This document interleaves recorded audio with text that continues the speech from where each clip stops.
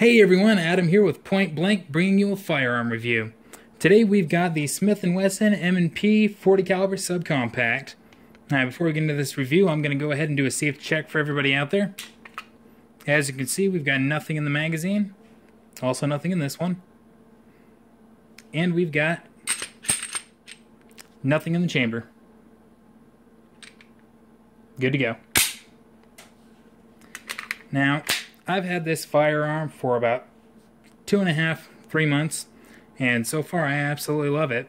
It's a very well built gun, and shoots well, it's accurate, good quality. Can't really ask for much more. So, getting into the review, starting from the bottom, we have a 10-round capacity magazine with a pinky extension on it, since this is a subcompact, makes it a little bit more comfortable for people with larger size hands to carry. And the magazine is actually steel, which I actually really like. It has more of a quality feel to it, and as opposed to those ones that are made out of polymer or plastic or whatever else they're made out of. Now, moving on to the grip, it's a textured polymer grip, makes it a little bit more comfortable. Has a removable back strap on it, which this actually took me a little while to figure out, but in order to get that out, you want to release the magazine. You then flip the gun upside down, and that little part right there actually comes off. That is actually a tool that's used for doing some maintenance on your gun and taking it apart. So if you twist it sideways like that, see, you can just kind of twist it like that, get a hold of it there, give it a little bit of a wiggle while pulling, it comes right out. Now, not only does this act as a tool, it is also a locking mechanism that locks the back strap off. So now that that's off there, we can go ahead and slip it off. And as you can see, that's just a textured piece of rubber that fits on the back there. Now, when you buy these brand new, or if you buy them from a shop, a lot of the time they're going to come with 3 of these, a small, a medium, and a large. Unfortunately for me, at the time that I got it, it was used, and the person that I purchased it from had actually misplaced the other grips. But luckily for me, this one is actually the one that I would have used anyway. It's comfortable for my hand. It's the proper size for me, so really can't complain a whole lot. Now, one thing that I really do like about this firearm is that the controls on it are pretty much all ambidextrous. The magazine release, as you can see here on the right-hand side, you can push to release that. Or if you were to turn the gun over for someone that's left-handed, as you can see right there, the magazine release is kind of part of the gun. It's not, you can't push it there. But if you were to actually take the handle apart, and there's actually instructions on your instruction manual, or if you were to go on YouTube or Google, I'm sure you could probably Google that, but you can actually remove the magazine release from this side and move it over here. So that way there, if you are left-handed, you can actually, release it with your left hand. So I'm personally right-handed, so I don't think I'm ever going to use that, but it is nice to know that the option is there if I were to ever want it. Now, moving on up, the slide release is also ambidextrous. As you can see, it's got it right there. And then when you flip the firearm around, it's also right there. Also, another thing that's pretty convenient, if you're left-handed, like I said, I'm right-handed, so I'm never going to use that. But, if I wanted to sell the firearm down the road and the person that I wanted to sell it to is left-handed, that'd be a good selling feature for it. So it's nice to know that it's there.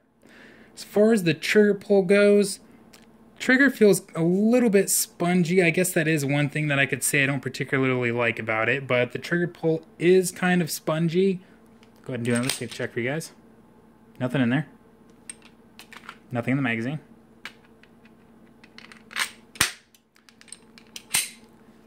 Trigger pull is a little bit spongy. It feels like you have to pull the trigger quite a ways before it actually goes off. I'm not so sure I like that. I mean, it's not a not a make or break feature, but I would like a little bit more of a crisper trigger on it, which you can actually buy an Apex trigger system and install it, and that'll remedy that issue. You can get those for about $120, $130, depending upon which one you get. Now, moving up, we've got a stainless steel slide with serrations on the back, which make it very easy to grip.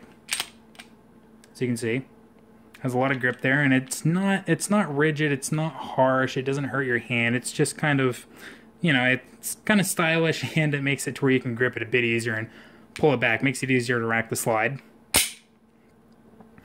Looking at the top of the firearm, you'll see that the rear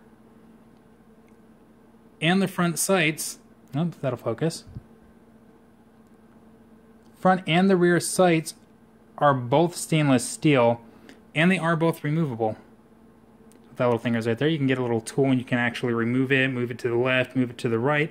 Or if you'd like, you can actually buy sight upgrades. You can get ones that are fiberglass that kind of catch more light for low light situations. Say, you know, you've got it as your home defense weapon and hear a noise in the middle of the night. You can get those sights, and they're actually going to make it to where you can aim down your sights quite a bit easier. Now, looking on the underside of the gun, on the rail, we've actually got some rail attachments right there. It's not very big. There's not a whole lot of room there, but you could add something on there like a flashlight or a laser light if you need to. But it's nice to know that it's there, even though it is kind of limited on what you can do with it. Now, also on the top of the gun, as you can see, there is a loaded indicator right there. Now, I'm not going to fire it. My finger's not going to be on the trigger. I'm actually going to keep my hand down on the handle. But you'll see that if you actually get one in the magazine, like I said, finger's going to stay on there. Got the bullet. Now, if you look in there, if I can get it to focus, can actually see right there, you can see the bullet. So it gives you an indication that you've actually got something in there. Now I'm going to go ahead and pop this magazine out and get this round out of here. Safety first, everybody, always remember that. So that is another nice feature, so you'll always know when you've got one in the chamber. Now, something that I noticed when I first got this is that the magazine was a little bit difficult to get into the firearm when it was fully loaded. Right now it just kind of slips right in there because I've modified it. But when I first got it, you would seriously, it would get to about right there and it would stop. And you'd have to like seriously put some pressure on there to get it to go in there. So that is another thing that I can say, you know, I didn't particularly like, but as you can see, it was easily remedied. I actually got the magazine out. Got our little nifty tool right here. Pull it out. And you can actually use that to take your magazine apart. If you look, there's a little button right there, and if we push that in and then slide, it's being tricky. It's easier if you hold it like this, to where the pinky grip is facing away from you. Push down there, and you can actually push forward. Now, always make sure that you put your thumb over it because there is a spring in there. It's going to fly out at you if your thumb's not there.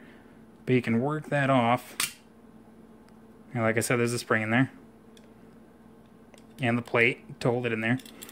Now, what I did is this spring assembly, I actually got a pair of wire cutters and I took off the bottom coil to make sure the spring was a little less tense. Got this fitted back on here. And then I put it back in the magazine. Now you gotta be a little bit careful doing this too. Kind of the same story, you got a spring in there. It's gonna be a little bit of a pain, but hopefully we can get this in here fairly easy.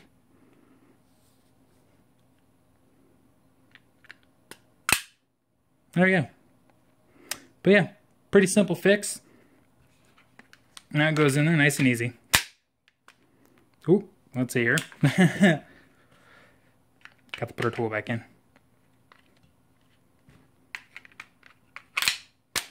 But yeah, as far as the actual firing of the gun, it doesn't have a whole lot of kick like you would expect from a subcompact, especially with it being a 40 caliber subcompact.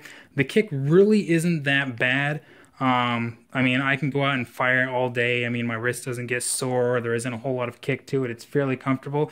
And the accuracy is surprisingly spot on for a subcompact. I can stand at about 30 yards and hit a target every single time with this 10 out of 10 rounds. And, I mean, that's pretty accurate for a subcompact. You can't really ask for much more out of that. So overall, if you guys are thinking about getting the Smith & Wesson M&P 40 compact, I would highly recommend it. It's comfortable, it's accurate, it's easy to work on. There's just not a whole lot that you can say negatively about this gun. And those things that are a little bit iffy are very easily fixed. So yeah, if you guys are thinking about getting one, I would highly recommend it. Thanks for watching.